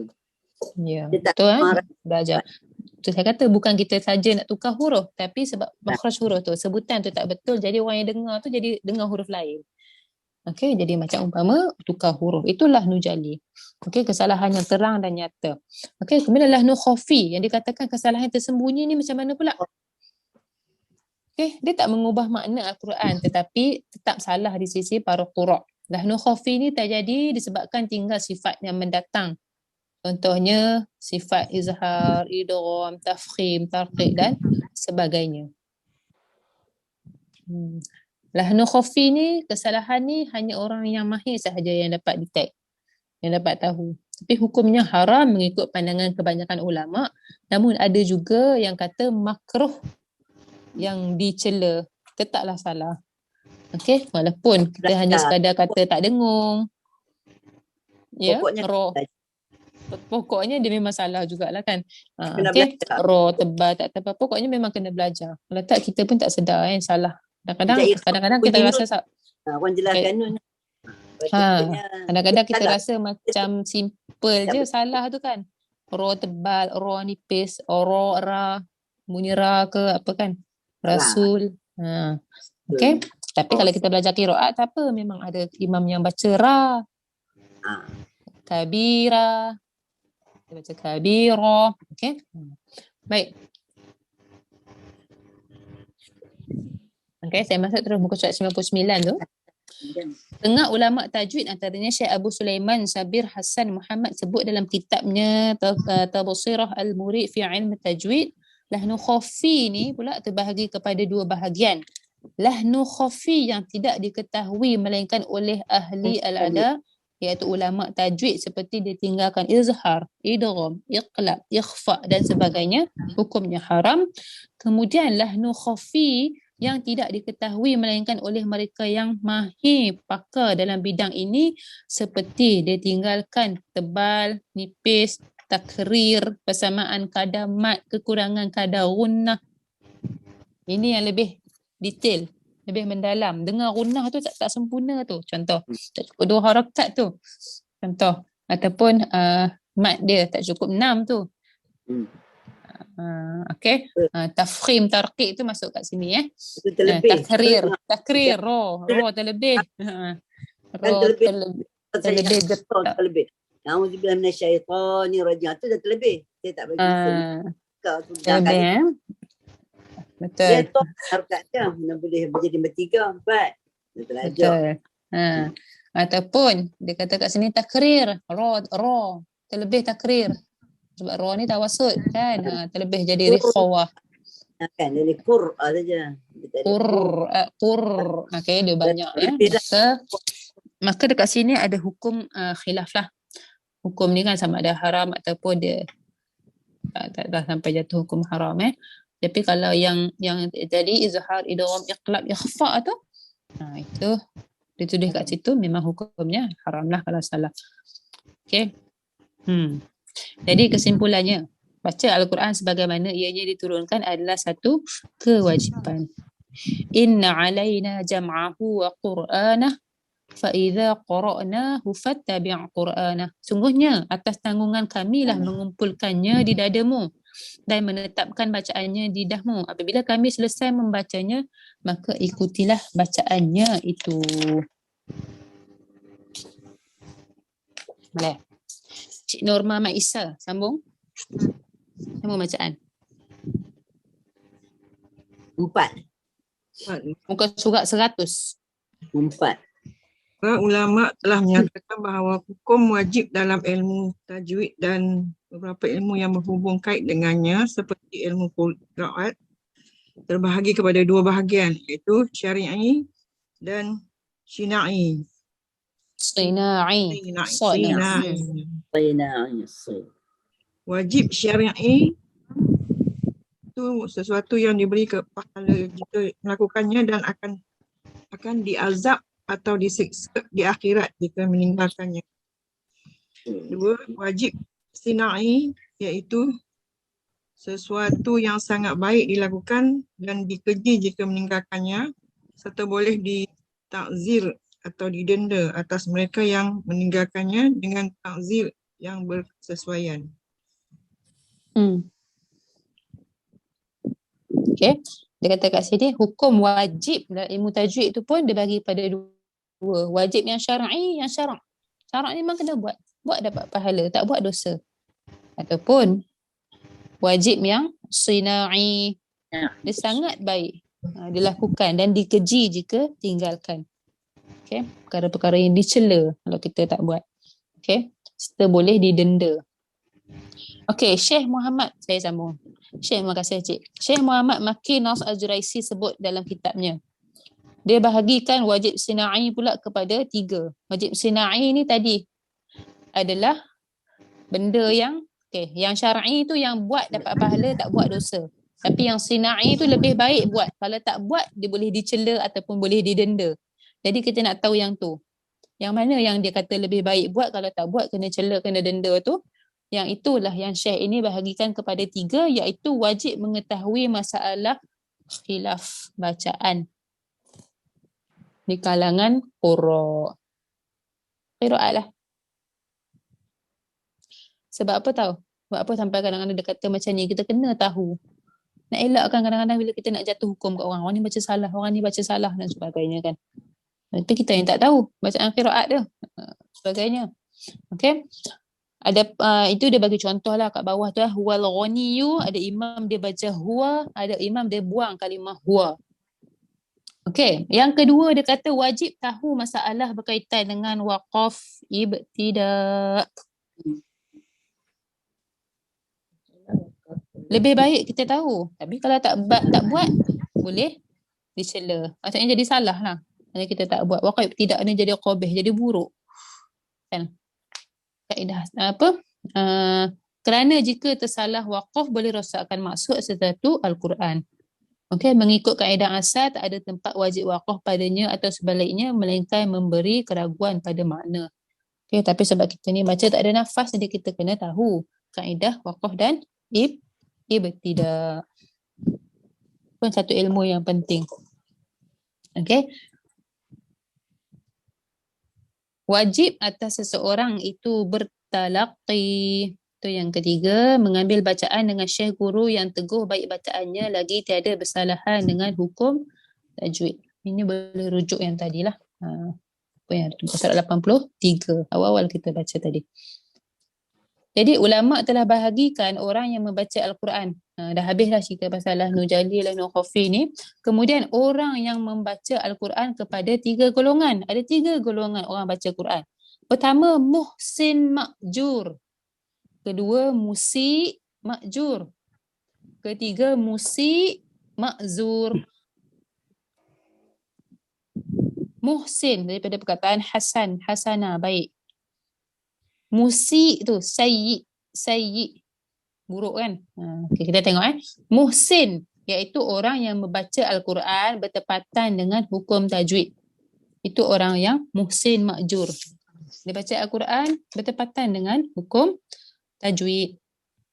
Okay, orang yang baca Al-Quran dan dia mahir dengannya maka akan bersama kalangan para malaikat yang malaikat tak ada ain. yang mulia lagi berbakti. Itu yang pertama. Yang kedua, musik.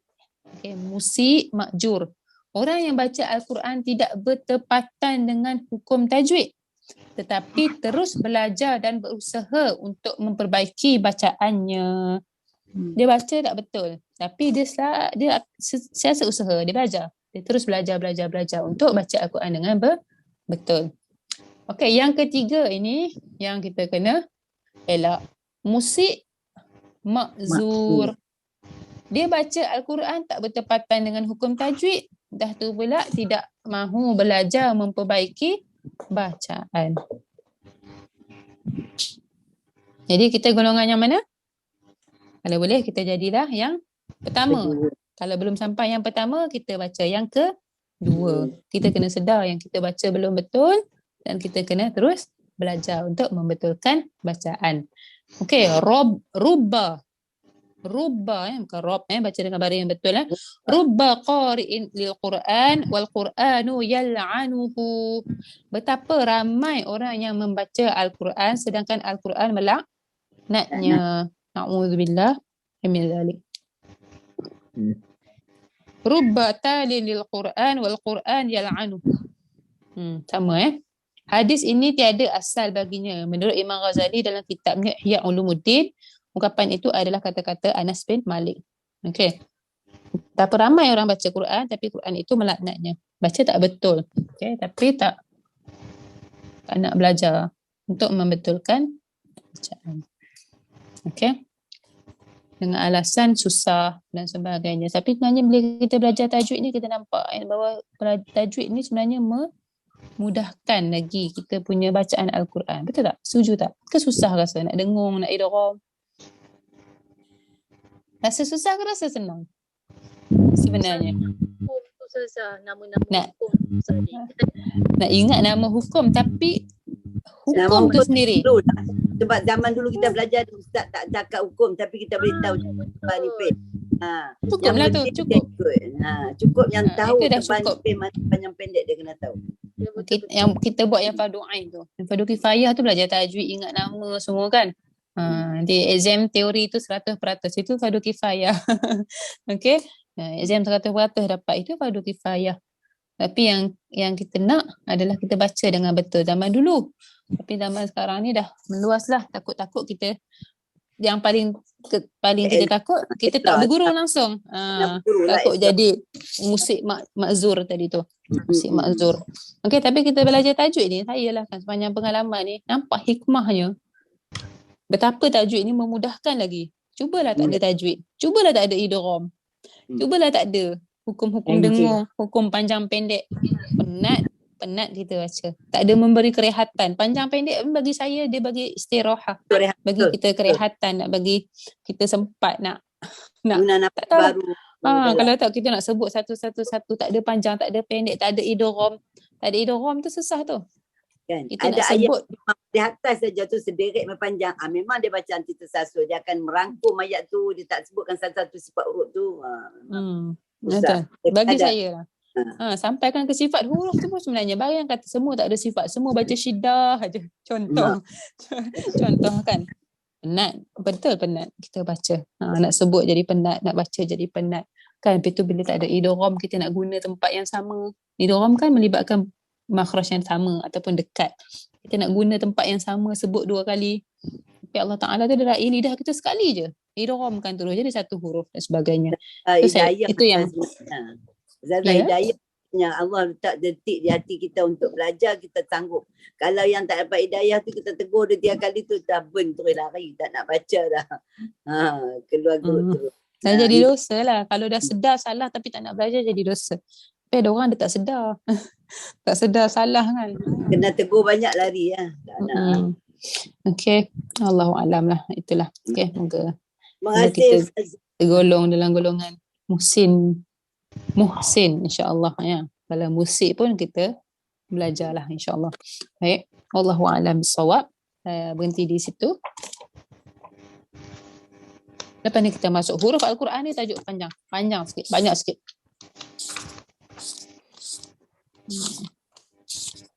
Tajuk yang panjang setakat ni. Hari ni 3/1. Wallahu a'lam bishawab. Berhenti di situ. Terima kasih. Sama-sama. Terima kasih juga buat semua yang join. Saya ambil kesempatan ni nak ucapkan kepada semua selamat berpuasa, insya-Allah. Allah membalikkan Ramadan. Kita akan ada kelas lagi 3 kali. 3 minggu tak silap saya. Betul? 3 minggu. 3 minggu juga. 25 bulan. Kan? 3 kali juga. Kita akan berhenti seminggu je sebelum raya tu. Yo. Betul. Okey. Selamat berpuasa, insya-Allah. Allah membalikkan Ramadan. Lamin zaman cuti lagi semoga sambung sikit, betul. 3 minggu semoga Ramadan ni Ramadan yang samalah macam tahun lepas Ramadan, cuma kita berharap mendapat natijah yang berbeza lah, natijah yang lebih baik, insya-Allah. Okay. Wallahu a'lam bishawab. Power makin kurang. Okey, baik. Tak ada apa lagi, saya minta izin tutup kelas kita dengan tasbih kafarah dan suratul Asr. Subhanallah wa bihamdika asyhadu an la ilaha illa anta astaghfiruka wa atubu ilaik. Bismillahirrahmanirrahim. Wal 'asri innal insana lafi khusr illa alladhina amanu wa 'amilus solihat wa tawassaw bil haqqi wa tawassaw bis sabr. Sallallahu ala sayyidina Muhammad wa ala alihi wa sahbihi wasallam. Alhamdulillahi rabbil alamin. Assalamualaikum warahmatullahi wabarakatuh. Waalaikumsalam. Terima kasih.